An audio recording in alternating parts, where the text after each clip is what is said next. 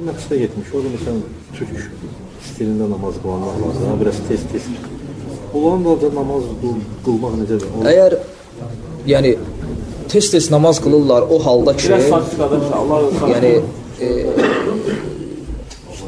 bilirik ki, namazın rükunlarından birisi nədir? Namazın rükunlarından birisi namazda i'tidal. Yəni insan səzdəyə gedəndə səzdə halında heç olmazsa Subhanallah və ya Subhan Rabbiyəl A'la deyəcək qədər, yəni o miqdar qədər, yəni Subhan Rabbiyəl A'la deyəcək qədər səzdədə durması və ya rükuda o miqdar durması və ya rükudan qalxarkən rahat. Əgər bir insan səzdəyə tutaq ki, rükuya getməsi ilə qalxmağı bilinmir, birinci səzdəyə getməsi ilə ikinci səzdəyə qalxması bilinmirsə, o cür tez qılırsa namaz batildir.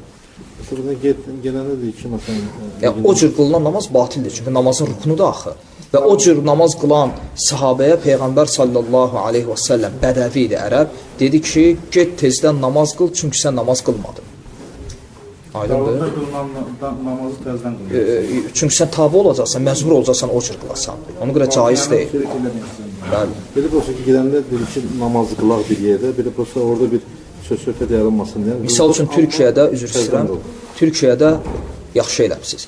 Türkiyədə təravih namazını bir məsciddə qılıblar, o da gizli kamerana çəkib qoymuşdular, sonra çıxartdılar məscid imamlığından. 20 rükəti 20 dəqiqəyə.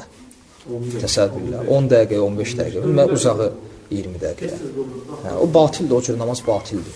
İxlasla.com saytı tərəfindən təqdim olundu.